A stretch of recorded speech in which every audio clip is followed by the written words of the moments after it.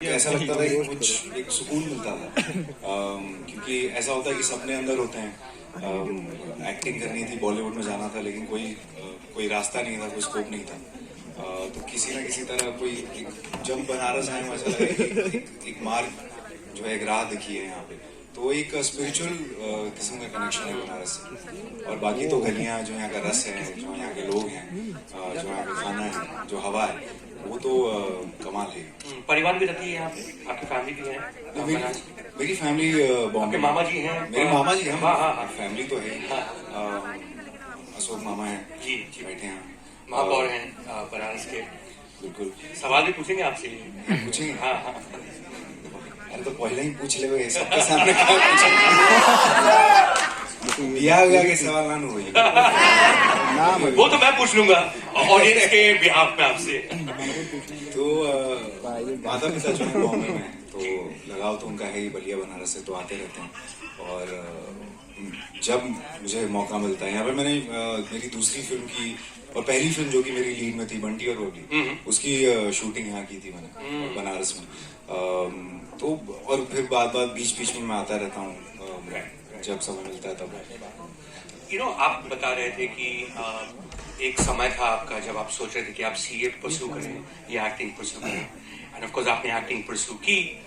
And acting में बहुत सारे डायलॉग्स दिए जाते हैं परफॉर्मेंस के बतौर, कोई और लिखता है वो डायलॉग, बट जो आपका जो खुद का जो डायलॉग है, जो दुनिया में सबसे ज्यादा पॉपुलर है, वो आपने खुद लिखा है और वो किसी फिल्म में नहीं है। और मैं इसलिए कह रहा हूँ कि यहाँ जो ऑडियंस है, पता नहीं उन्होंने ये एक नई सीरीज आई है नेटफ्लिक्स में, बैड्स ऑफ बॉलीवुड करके, पता नहीं कितने लोगों ने देखा है। आप लोगों ने देखा है?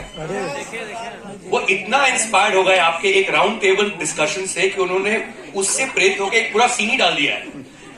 ये एक तो वो लाइन कहां से आया कि जहां पे आपके ड्रीम्स खत्म होते हैं, क्या है भाई, पहले बता दीजिए आप। जहाँ हमारे सपने पूरे होते हैं, वहाँ उनका स्ट्रगल शुरू होता है।